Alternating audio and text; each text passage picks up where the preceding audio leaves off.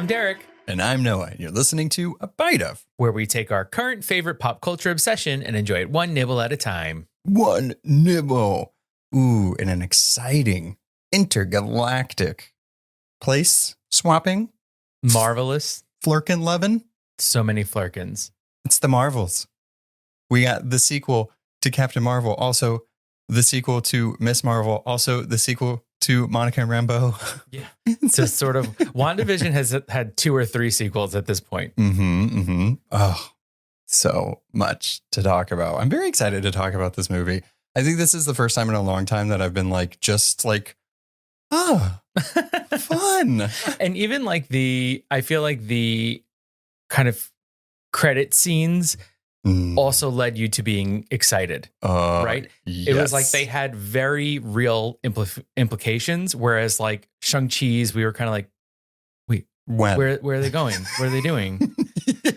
You know, even Doctor Strange's, we're like, where'd he go? Where are they going? You know, this one was kind of like, this is exactly what's happening. I think that, okay. I was going to do a spoiler. Okay. Before we get into it, programming reminders. What is on the menu coming up? Ballad of Songbirds and Snakes, The Hunger Games. It's back. I can't wait. We read the book in quarantine. Very excited. We have a movie review coming out next week. So we have 2 movie reviews back to back. And then we'll announce it on that one because I feel like it really coincides with it. But we have something special, something old, but something new on something old coming to the podcast. It's going to be fun. Mm-hmm. So that's a little hint. Our Patreon members actually already know what it is. So if you want to know things first, $1 a month or free trial or whatever you want to do. Do the dollar. Do the dollar. Yeah. Do the dollar. Last thing, we are on our way to 200 reviews, Apple Podcasts and Spotify. So if you haven't thrown stars our way, be like Miss Marvel and throw in her light platforms. Throw some stars at us. We'd greatly appreciate it. Spoiler warning. 100%. Massive spoiler warning to a lot of things coming in the MCU and also for the Marvels. So you have been warned. Mm-hmm. Let us officially take a bite of The Marvels, directed by Nia DaCosta and written by Nia DaCosta, Megan McDonnell, and Elisa Karasik. Ooh, so you want to set the table? I sure do. Get your eating bibs on. So, leader of the Kree planet Hala, Dar-Ben uncovers a quantum band and uses its power to create jump points in space. Did you get all that? Mm. After a civil war on the planet caused by Captain Marvel, its natural resources are dying. Dar-Ben vows to retrieve air, water, and sun from other planets to save her homeworld. The anomalies created to do so connect our 3 light-powered heroes, Captain Marvel, Ms. Marvel, and Captain Rambeau, causing them to swap places. The 3, calling themselves the Marvels, must retrieve Dar-Ben's bangle, put a stop to her pilfering plan, and sew the seams of space and time. In Kamala's words, oh my God! I feel like she said that so much. I mean, so did I. If you put yourself in that situation as her, we covered Miss Marvel, right? And I think the thing that we connected most with her was if we were put in her position, I would act that same way. Oh, I mean, dropping from the air and without any powers to fly, I would be screaming, oh my God, as well. I mean, the death stuff, for sure. Seeing Captain Marvel do her thing with going through ships, 100% oh my God moments. What is it like to meet someone that you have literally plastered all over your walls? They are your hero. They are the person you got your name from. And then they are standing right in front of you. It definitely deserves an oh my God. Captain, my captain. Mm-hmm. Oh. All right. So this movie. So I guess initial reactions. I think that's always a good place to start from. What was your initial reactions after the post-credit scene? But after the movie was done, how did you feel? I felt good about it. I thought it was fun. I really enjoyed that it was an hour and 45 minutes. I thought it was a tight film, which I really appreciated. We weren't wondering what's going on. They were like, bing, bang, boom, we got this. And I just really enjoyed seeing our Marvels together. Yeah, I think going into this, even just the marketing, right? So the strike finally over. Thank God. They got a great deal. Very happy. As soon as the strike was over, they were like, get your phones out and start promoting. And I feel like it sucked that we didn't get these three to promote this film because, oh my God, having these three on the red carpet and all that. But from what I did see of the movie, I was hoping it would be an intergalactic adventure with three different types of people, but just fun. And that's exactly what we got. I know it's like not a very descriptive word to be like, this movie is fun, but it is just fun. I feel like it's back to the early phases of Marvel where like, yeah, it has big implications after it, but like, I kind of like just hanging out with these heroes. It was great. Yeah, it definitely was on the lighter side of life. And it was nice to see them kind of just play together, like literally playing together at some point, jumping rope and throwing ball to try and get their swapping skills down pat. But this really had a feeling of levity to it. And I've said this before on the podcast, I just am always looking for the lighter things to watch. And so for a Marvel superhero film, it felt light, it felt fun, and it felt higher, faster, further together. They added the together in this one, which I liked. I thought that was really sweet. We're a trio now. This movie had a lot of, I think for what it was and how fast and brisk it was, fantastic pacing. Like I loved the pacing for this. And I feel like the whole crutch of the movie, right, is that they're swapping every time they use their powers. So it was frantic and it was like kind of jarring to see it. And I think the pacing went well with that because it's all over the place almost, but not to where you can't really understand what's happening. They really set it up to where like they're swapping powers. We know this is happening. This directly from the Miss Marvel end of season 1. I love how they just like introduced it back into this and starting this movie with Kamala Khan. Perfect. She's like the perfect person to like reintroduce us to this world and these characters and her family. Like, I mean, she's the heart and soul of this movie. And I want her to just like, she's the future of the MCU, which this movie does imply that, but like, she's just amazing. She's so much fun. And I love her family dynamic. Her older brother, hilarious throughout this entire thing. But I love them so much. I love the family. I'm glad that they had a part in this because I almost feel like you couldn't have Miss Marvel in it without at least having her family in it just a little bit. I really enjoyed it beginning with Kamala Khan as well. I loved seeing her, animations, her YouTube storytelling that she does.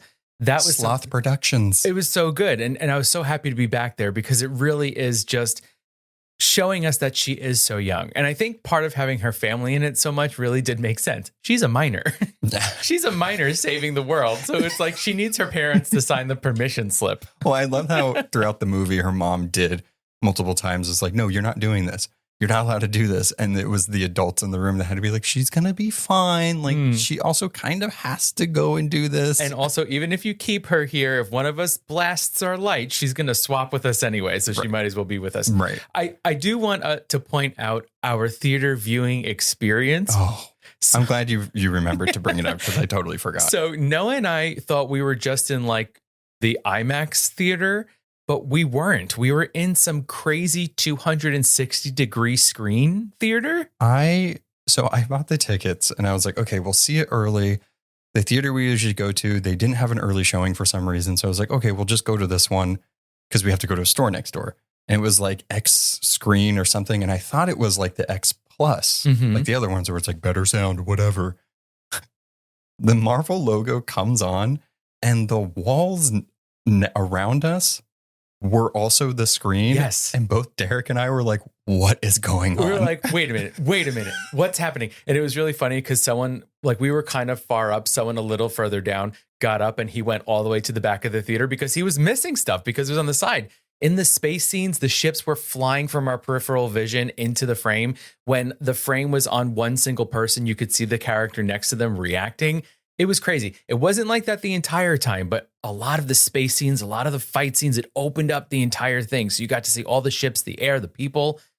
It was awesome and completely unexpected. It was fantastic. And I think it made me feel so much joy because I mean, I didn't expect to be immersed into that experience. And then I was, and I was just like, I was like looking around at the ships and in space. I was like, this is amazing. It felt like being on a ride at Disney. Right. Only the room wasn't rocking. Like it was one of those, but like this is no motion sickness. Well, so like there was a moment where like I had to adjust at first because it was in space and I was like, this is kind of dizzying. But, you know, we wear glasses, so it's kind of hard for us to go to like 3D ones. Also, I don't care about 3D. I don't like the 3D ones either. I also don't like the 4D ones where like the seat moves and you get sprayed with shit and like all that. I don't like that. Oh, just to imagine how much Flerken spit there probably was. This one, highly enjoy. Like if you have a Regal and you have one that has like an X screen, go do it. It was so cool. Especially for this movie. Yeah, so I feel like any Marvel movie from now on, we have to see it in the X screen. Nothing will beat that. I mean, the first Marvel logo, when it's flipping through the comics pages, that's when it started. Yeah. It was like from the moment the movie began. It was incredible. It's amazing. Go see it like that. It was fun. It's better than IMAX because you get the whole thing around you. So good. So what did you think about our trio? I really enjoyed the trio. I mean, we knew who it was going to be, obviously, from the beginning. It was also very exciting when it went from like sort of working title Captain Marvel 2 to The Marvels, which was very cool. I do wish that we got to see a little more of Monica's journey to realizing what her powers were. So the last time we saw her was in WandaVision. I do love the nonchalance of her saying, yeah, I walked through a witch hex, a radioactive witch hex. That's how I got my powers. But she's obviously very comfortable with them now. She's got to go to space where she's always wanted to go. She's with Saber. But I would have loved to see her journey of learning her powers and figuring it all out. Yeah, I think I did like that we did get to see her being more comfortable with them. And then like by the end of it, she was just going God mode. We did get to see her learn how to fly. Black girl magic. Amazing. Fury yells at her. Also, what a better way to learn how to fly than like, she's going to die if you don't go catch her. Yeah. Loved that scene. I really enjoyed the three of them. I was hoping, you know, if you're Miss Marvel, we spent a whole season with her. We love her. We know how much she loves Captain Marvel. I was going to say America. It's very confusing with all the Marvels. There's a lot of captains there too. Captains and Captain. Yeah. And she has so much of the memorabilia around her room. She loves her so much. And I loved that throughout the entire movie, she was still fawning over her. And like she's in a ship with Monica and Carol's outside of it just doing her thing. And she's just like doe-eyed staring at her like, yeah, I would be doing that too. I loved it so much, but I love that she also, for Kamala Khan in this movie, she went on like a real hero journey that I thought was a little subtle. Like it's obvious, but it's a little subtle. And she saw the hard things that like being a superhero is. Like when the villain gets stabbed and it was like she was dying, you see Kamala kind of like, wait, are we supposed to save her? Like, what is the protocol here? It's not as black and white as it seems. And I love that they included that for Miss Marvel. Yeah. I enjoy the three of them together because I feel like they each paired up in a very specific way. They came together to form this trinity, but I felt like Captain Marvel and Ms. Marvel, they are very much leaning into the monikers of being superheroes.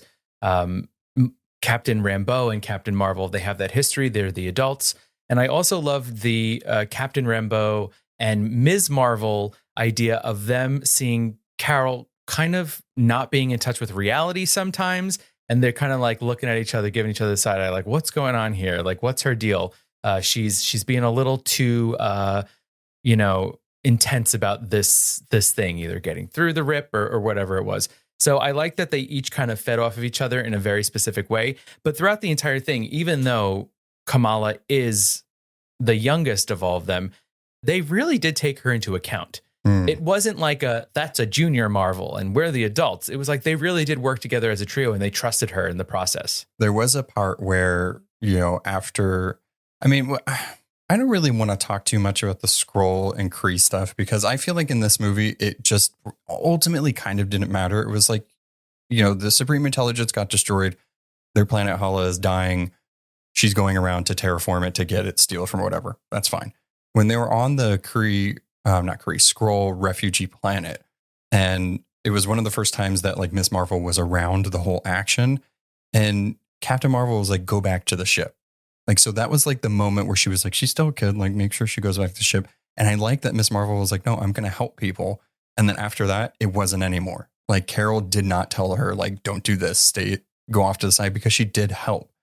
I love that. I love that character growth for both of them. I agree. And I also think in that moment is the other lesson that Kamala learned that you had mentioned when they saw Dar-Benn being stabbed of, she wants to run out and save everyone, but Captain Marvel has to tell her, go back to the ship. We can save who we can save, and that's it. Yeah, save who you can. And that was really a moment where I think the glamour of being a hero was broken. And it's almost Kamala. It's almost demystifying Captain Marvel for her a little bit. She sees it where she's married to a prince and she has to sing. And we will talk more about that scene because we have to. But like, so both of these characters are seeing this godlike character like sing and be this way, but then also doing the hard decisions. And then also that she did do something that was probably a mistake. It was very much a Captain Marvel sequel as much as it is a movie for all three of them. Mm-hmm. And I like that they spent time for each and every one of them. What did you think of Captain Marvel's character in this film? I feel like she felt different than she has in prior properties. And I felt like when we kind of get that flashback to her destroying the AI leader of the Kree planet, that was old Captain Marvel. Right. Very stoic. What did you think of this new Captain Marvel that we saw? I think this is the Captain Marvel that I'm used to. Like there is moments where she is very much, stern, and she is like, this is what we have to do. Very like military, right? Mm-hmm. That's where she came from. And there are moments for that. Like we saw in Endgame, she was very serious and she should have been, right? She's the powerhouse. I loved this Captain. I liked this more than Captain Marvel, and I really enjoyed Captain Marvel. I was in the hotel room during a conference and it just came on. And I was like, oh, perfect. We're going to see the Marvels. And I was watching it and I'm like, I forgot how much I liked this movie. Like it's a good movie. Watching this, 100%. She is different, but I think in a good way. I think that she has grown from a lot of the stuff that she was dealing with. She's still trying to get all her memories back. Mm-hmm. I very much liked this Captain Marvel. Like she is a little goofy. Mm-hmm. I liked her personality. And I think right in Captain Marvel, we saw that goofiness, that more human side of her. But then in Endgame, she was very stoic. But now we sort of have a mix here where she is stoic. She is sort of a leader in a lot of senses, but she's trying to regain that humanity. Mm-hmm. Who was I before all of this stuff? And I think part of that journey is letting both Monica and Kamala in. Because as she says, it gets lonely on this ship. Oh. So I think she's at a point now where she's like, I know who I am as a hero. I need to rebuild myself as a human. I'm also kind of curious. So, okay, actually, let me go to this and then we'll get to that. So they had coined Secret Invasion as kind of like a prequel to Captain Marvel in a way. I don't see what. Nick Fury was in both of them. And the Emperor was actually in it, which, fine. I kept wondering. I was like, when? So Secret Invasion was supposed to happen before the Marvels, I guess, but right. But there's no mention of it. Well, I think the thing that's confusing is that a lot of the stuff was done at different times, and then the strike happened and COVID happened. So like everything's kind of weird. But they were like, yeah, this is like a prequel to the Marvels. It's really not. I mean, the Kree are going to New Asgard, assumingly. So that's great. I mean, they're going to have a home, hopefully, with the protection of New Asgard. The Skrulls. The Skrulls, yeah. Yes. Did I say Kree? You said Kree. Okay. I keep interchanging them so much. But, I mean, aside from that, I thought they saved a lot more Skrulls, by the way. It was like 12. A baker's dozen there. I was like, whoa. It was only 12. An entire refugee camp. And she's like, we got as many as we can. 12. What did you think about Valkyrie coming in? I mean, she's just so smooth. She just waltzes in her little 3-piece pinstripe suit. And she's like, hey, Carol, what's good, girl? I got you. Bye, baby. Mwah. I am very comfortable with my sexuality, obviously. Tessa Thompson as Valkyrie is just so hot and cool and like amazing. Like she was in this for not even 2 minutes. And I'm just like, Carol, you need to smooch her. Like that kiss on the cheek. I was like, I'm here for Carol and Valkyrie. Like, I'm not trying to make everything gay, but everybody's gay. So like, I think once you are the level of gods, there is no sexuality. It just is. Yeah. I love seeing her in this. I love that she's just popping in and out of things. Also, I'm glad to see if that goes anywhere else, but this gives me hope that like her character is eventually going to pop up again. Hopefully. Yeah. Well, you figure she's in New Asgard with Thor. Maybe? I don't know where Thor is. Thor is with Love somewhere on a beach. I don't know. So maybe Valkyrie's just the leader of New Asgard, but I'm actually more confused. I don't know if anybody can tell me this, but what was Captain Marvel doing during this time? Like after Endgame, growing her hair, learning how to braid. Great. Yeah. Appreciate. Mm-hmm. But like I'm curious what she was doing in between this time. I don't really need to know, but like she was just like she was working with Nick Fury. Yeah. So that connection came about again, which is great. But I'm just kind of curious, like what has she been doing? Because like they still didn't really find the Skrulls home. So like, are you guys still working on that, or did you give up? But is that like, is that a Carol job or is that just a Nick job? That's both of them because it started in Captain Marvel. Remember, she left with them at the end of Captain Marvel, and she's like, "I'm going to go help them find a home." No, they didn't. She's like, "You know how I'm going to help you find a home? I'm going to destroy your enemy's home planet." Yeah. Thanks, Carol. Thanks so much. So what did you think about the villain in this? She was awesome. I think that Dar-Benn hit all of our villainous things, right? She was drunk with power. She didn't care life or death. She just needed to get her way. She did a double cross. I mean, the acting was fantastic. I thought that she was really strong. I loved her bangle hammer clashing. I thought that was very cool. The quantum band and the universal weapon coming together. The universal weapon. So good. Causing purple stuff. I liked her. Yeah. You know, I think like some teeth stuff going on. That could have like not happened. It's fine. That's just aesthetically I'm like that. I kept getting distracted. I was like, oh no, that was a choice they did. That's fine. I thought she's fantastic, acting off the charts. As far as the villain, motivations are very clear. She's trying to help her planet. Again, not in the best way because she's stealing resources from other places. I think, we're not going to see her again because she's gone. Yeah, she turned to bits. She poofed. She's stardust. But I thought she was great. Like, I think I'm more of the type of person that, since I'm so used to comic books where I'm like, oh, I'm going to see this person again, like this villain again. Like, they're not going to die. They don't really ever die, or they'll come back. And I still get a little jarred in the superhero movies where like they do die and like we're never going to see him again. But I think for this villain particularly, I think they've only been in 2 comics.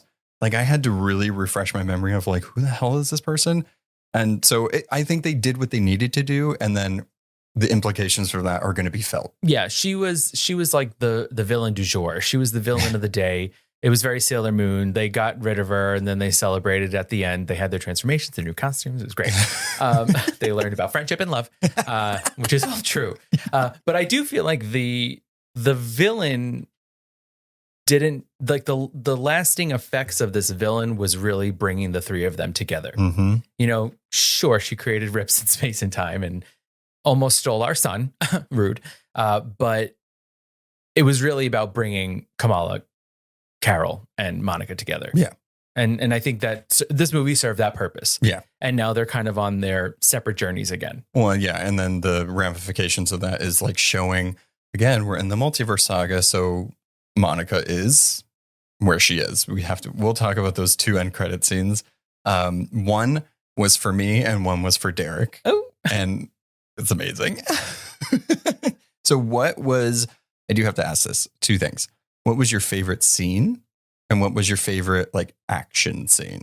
Okay. My favorite, I don't know if it's scene, but I enjoyed them taking the Flerken dial and putting it up to 120. That made me so happy. First of all, adorable cat, right? And for those who are watching this, Noah has a Flerken sweatshirt, but it's actually not a Flerken sweatshirt. Yeah. That is the face of our cat Ziggy. But she looks so much like Goose. She's Goose. Yeah. And so I wore this whenever I saw it because I was like, there's Flerkens I have to represent. And I wish she was a Flerken. That'd be great. Oh my gosh. She'd transport us everywhere she wants in her tentacles. But just the insanity of, Flerken reproduction, giant berry eggs everywhere. And then I also love that Flerkens hatch adorable. They are immediately super cute. Full kittens already. Yes. Like their eyes are already open. They're just ready to start eating things. That's it. Yeah. And they save the day in that scene. What was the song that was playing in that? Memories from Cats. All alone in the room. You know what I loved about this scene? This movie isn't afraid to be like super comic booky, right? It just felt so much like a comic book, and having Flerken and Flerken kittens everywhere eating people to then transport them to Earth. Comic book. What's more comic book than that? Yeah, it was definitely a lot of fun. And I think that having these sort of lighter Marvel movies and properties is not a bad thing at all. I feel like people are not enjoying it because they're expecting Endgame every time, but that's just not the way of storytelling. Right. So it's like, let's lean into this silly stuff. Let's have more, comical moments, having people, the warning system saying, don't run away from the Flerkens, let them eat you. They're supposed to, or whatever the wording was. It was so funny. It was like, yes, this makes sense. We only have so many pods. We have smaller, I don't know, luggage beings. Yeah. Pack them. Yeah. If anybody knows where the Flerken adoption is happening, because there's assumingly like 100 or so just in New York or New Jersey, and we are there. Let me know. Yeah, they did land. I think it looked like Lower Manhattan. Yeah. So they're definitely up for adoption here. I would love a Flerken, a Flerken kitten. A freaking Flerken kitten. My favorite scene, it's silly, but like, so when they were on Aladon, what is it? Yes, the singing planet. Tarnax, Aladon, and Earth are the planets at stake here. So when they were there with the people that assumingly have to sing, because that's how they communicate, which is, I think, very lovely. And I'm assuming everybody can sing very well. This also confirms that Captain Marvel is a Disney princess because she got the dress. She's married to a prince. And she can sing. Yes. If Amy Adams as Giselle is considered a Disney princess, then absolutely Brie Larson is now a Disney princess. Carol Danvers. Put her on there. They have very magical things on this singing planet. Yeah. Apparently, outfits change automatically. They can make scarves that can act as whips. They got everything going on. I mean, Prince Jan, when he came in with those wings. Oh, my God. Right next to his head. I love how when she first enters this planet, she puts on some jellyfish hat of some sort. Why not? I don't know if you noticed, but Monica had some seriously cool sunglasses. Oh, yeah. They were like these broken hearts. It was very cool. It was so cool. Yes. My favorite moment. Wasn't my favorite moment. It was when Carol and Jan were doing their thing, right? Mm-hmm. And we cut to Monica and Kamala just vibing and dancing. Yes. And I'm like, that's what I wanted from this movie. Monica had 2 drinks. Yeah. I mean, granted, she was holding one for Carol, but still. I just love seeing Monica like loosen up a little bit and be, not so serious. And like in these situations like WandaVision where she has to be serious. And I love that she got to be with Kamala and be with Carol in like just a fun singing little town. Well, I think that has a lot to do with Kamala's character.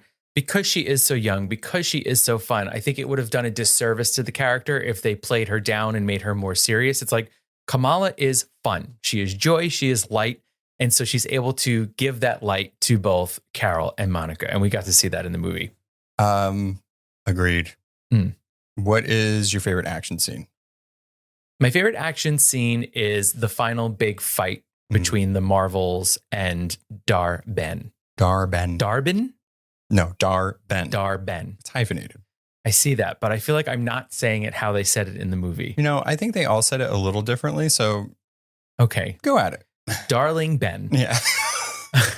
So I really love that because by this point in the movie, you know, in the series of Ms. Marvel, we saw Kamala learning her powers and figuring out how the platforms work and really knowing what her strengths and weaknesses were. So by this final fight, watching the three of them work together, being full on, you know, aficionados of their light powers was really cool. And I love that Kamala always went up, even though she can't fly on her levels, to come down to punch and kick. It was pretty sweet. Oh my God, the moment whenever they left to go after Darben and she was like, oh, she starts talking to the Kree. She's like, I can't fly. So like, and Carol comes back. She's like, don't talk to them. Yeah. And then she picks her up and goes away and she's like, yes. hugging Captain Marvel as they fly through space. So good. My favorite action scene is actually the one of the first ones where they're switching between the house and the ship and wherever Carol is at the time. I just really liked it because like seeing not only Miss Marvel freak out when she first sees a Flerken. I'm so glad I got that out. Lots of but seeing how much she's developed her powers and like the really unique and cool ways that she can actually use them. And like there was a part where she's going around a corner real quick and she makes like a bar and she like kind of swings around it. I was like, this is so cool. Like I'm not upset at all anymore that they changed her powers because it's just cool. It looks really cool. Oh yeah. I loved seeing her scoop them up with her giant purple hand in space. That was pretty baller. Very good. Yeah. So what do you think? I think we kind of touched on some of our favorite things. Movie looks fantastic. I think the score is phenomenal. They played the right types of songs at the right moments. Including Memories from Cats. Oh my God. Memories. So fantastic. So good. The implications or the consequences of this movie, right? I think they did a good job of speeding along Carol's kind of, issues that she caused with the Kree. It's like she killed the Supreme Intelligence, which she said she was going to do. And that in turn kind of created some bad things for them. And then ultimately at the end, she does reignite their son and seemingly is like, okay, fine. I'm sorry. Bye. Like she said, I'm no longer the Annihilator. I am your savior. You're welcome. But what did you think about Monica and Carol and their relationship? Because like Kamala Khan like had some, coming of age, coming of hero stuff. And she was very there with both of them. She loved both of them. But really the adult drama and everything was coming from Carol and Monica. Like, how did you feel about how they handled that situation? So this is probably my one critique of the movie is that I felt like the emotional impact that they wanted Carol and Monica's relationship to have didn't translate.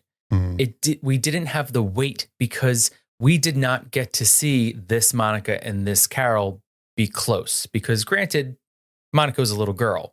The last time she saw Carol left her alone.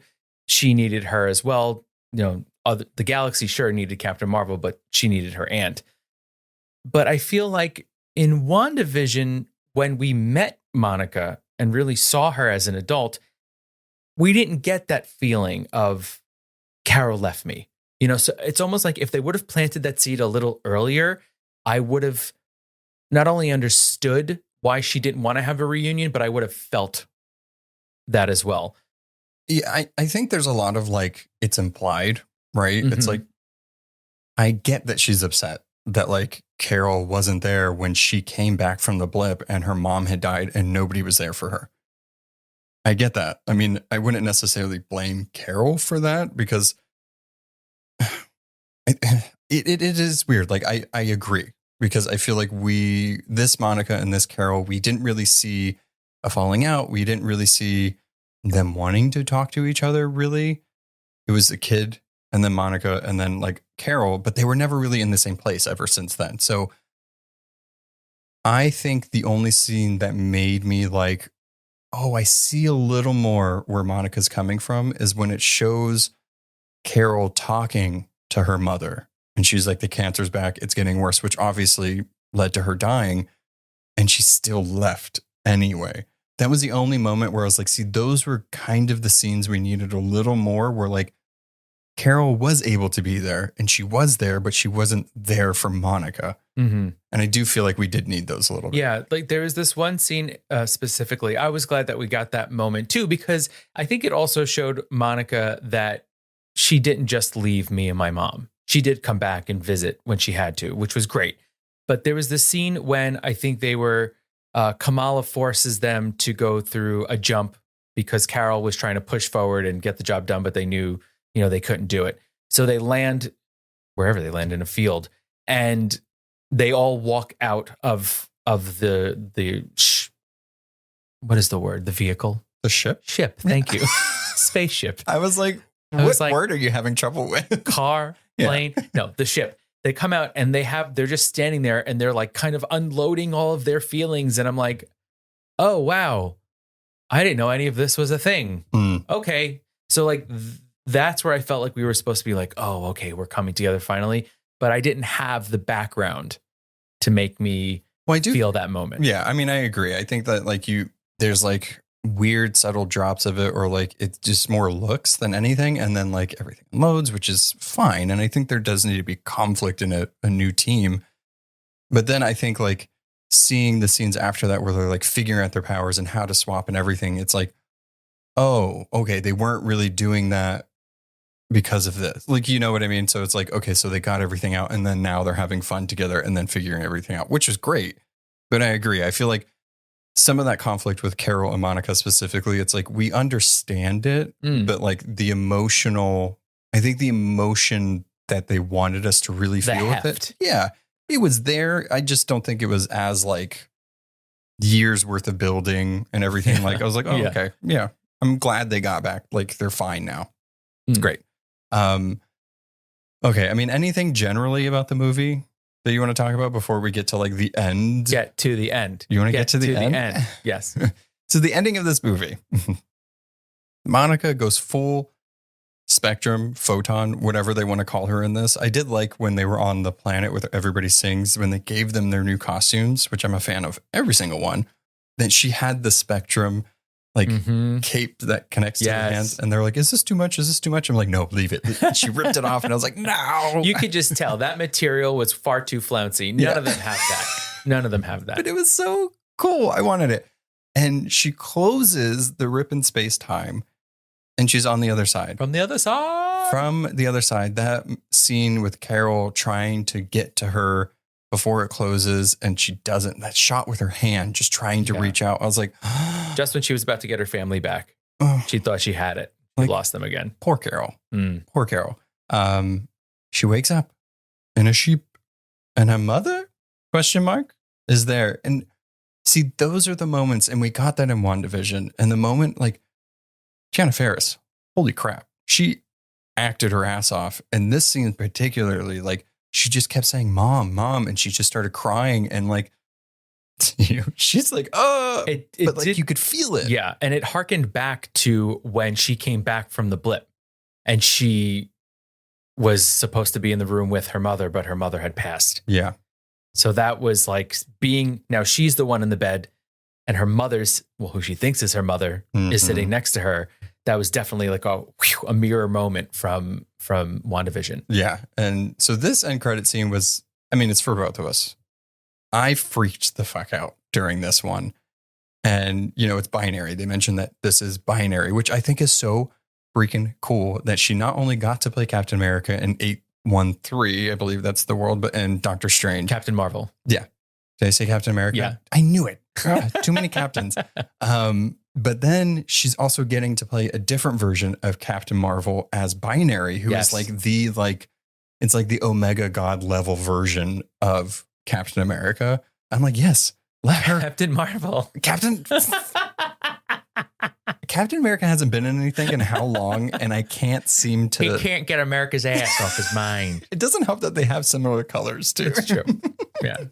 But yeah, so I love that they keep bringing her back, but she keeps playing the character. I have to, when Lashana Lynch was in Captain Marvel, I was like, she's incredible. And then at the end of it, it's like, oh no, she's gone. Forget it. Yeah. And then we got her as Captain Marvel and that was really exciting. I'm like, oh, they brought her back. She's so good. And I'm like, okay, well, no, guess not. Yeah. And then now she's binary. Yeah. I was so excited to see her again because she's so freaking good. So good. And it's like one of those things where I always feel like, you know, if I'm an actor and I get cast in a Marvel movie and I'm like, oh, I'm the villain. All right. You know, I'm Am I going to have more than one movie? Yeah, I'm the Darben. Yeah. All right, this is my Marvel moment. That's it. But, you know, you must think like Lashana Lynch might have been like, okay, yeah, I'm going to be in Captain Marvel. That's cool. She gets called back again. Okay, yeah, that's cool. I'll do a cameo. She gets called back again, which this means that binary could possibly be in more things after this. Well, yeah. I mean, I think that, I don't know. I mean, I have my theory. So in this scene, we also see Beast. Kelsey Grammer reprising his role. Kelsey Grammer as Beast, which is, I didn't realize it was him. The voice sounded familiar, but you're like, that's Kelsey Grammer. And I was like, are you serious? Yeah. Like, they got Beast back? He said, Mama, I'm back as Beast. I'm back as Frasier. Let's go, 2001. The look of him, fully like CGI, loved it. I thought, I mean, we've gotten Beast before where it's just like prosthetics and stuff, and it looks fine. But like, there's something about it that always is just like, you know, it's just a guy in a suit, you know. But like this one where it's like it is fully CGI, I thought it looked great. I'm like, that's Beast. But the implications are whatever reality or universe that Monica is in, the X-Men are like in space. Yes, they're like fully advanced X-Men. He mentions Charles. Yep. And binary's there. So like, I don't even know what's going on in that universe. And in the credits, I noticed that they used both the score from X2 and from Days of Future Past. Yep. Which is kind of a mindfuck because it's like, well, which X-Men is this a continuation of any of those X-Men? You know, is this Nicholas Hoult? No. Who has become Kelsey Grammer? I hope not. It's just fine. I mean, those movies have their ups and downs. My theory is that, you know, there's a lot of times in where there's a bunch of universes and they're dying. A lot of times to fix it is like, yes, we have to put it into one. Like in the comics, there's the Ultimate Universe, and how Miles Morales is now with our universe is that universe got destroyed, but it got merged with ours. So I can see something like that happening because we know the X-Men are coming. We know the Fantastic Four are coming. And it would kind of make sense that one of our heroes is over there and then somehow merges those two together, and hence we get the X-Men, because I can't see them doing an origins for the X-Men again. We've gotten so many movies. We don't need an origins for them. So having them like really established is going to be amazing. I agree. And I also think that while in the comics it isn't this way, I feel like the MCU timeline that we've been watching very much exists in a reality where it's the Avengers reality. Right. And it feels like now in another place, there's the X-Men reality. Well, then that also begs the question of like, in that reality, do the X-Men also exist? Because there's a Captain Marvel, or used to be Captain Marvel, or binary. I don't know if she was Captain Marvel and then became binary, but you know what I mean? So it's like, it does seem like other things other than X-Men are there. So I'm curious if that one's more That's more like comics. Right. That's more comics. What if it's just like what if it's like the 90s X-Men? Like that's the universe that's there. Let me tell you something. If that is the truth, then that means that Rogue's hair has to be so big and so shock of white in the middle. And she has to talk like this, or however she talks. That I want to exist so badly. Even if it takes place during 2023 or 2026 or whenever these movies are supposed to be taking place. She has to have her hair. She has to have that hair. And I also want that Storm too. Oh, yeah. Come on. We've seen the pictures of Hugh Jackman in Deadpool. He's rocking the yellow and blue. Yep. Let's live. In this, in Beasts, it shows a flash of him wearing a suit.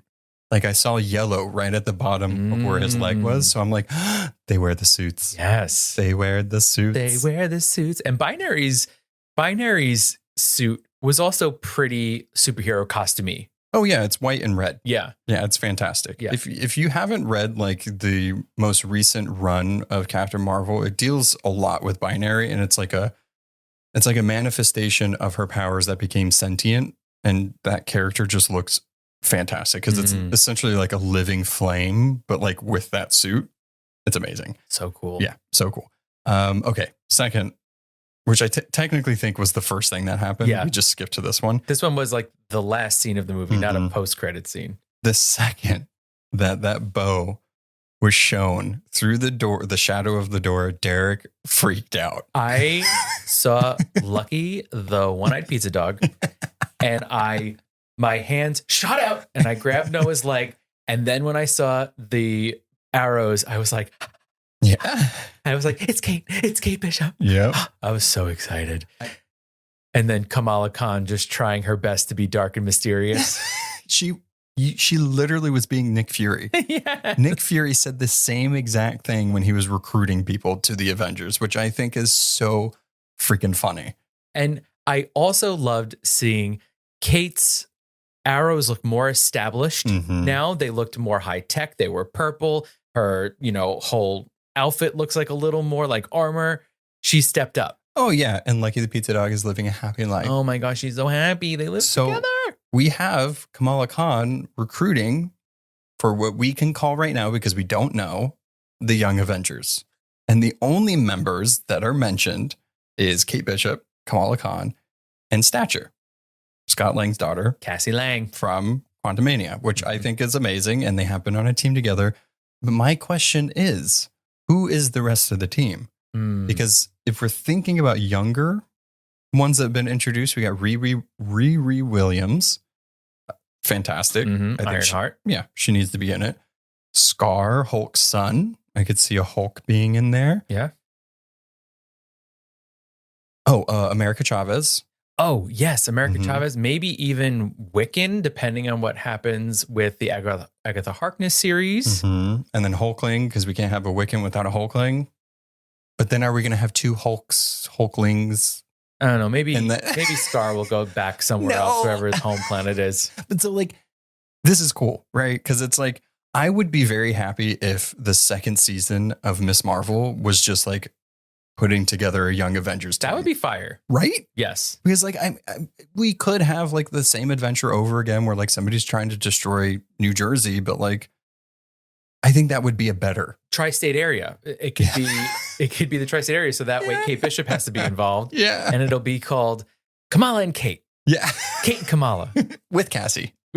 She has to come over from the sounds. Yeah, she has to come over from San Francisco though. Oh my. Well, she can make herself really big and she can just walk real quick. Yeah.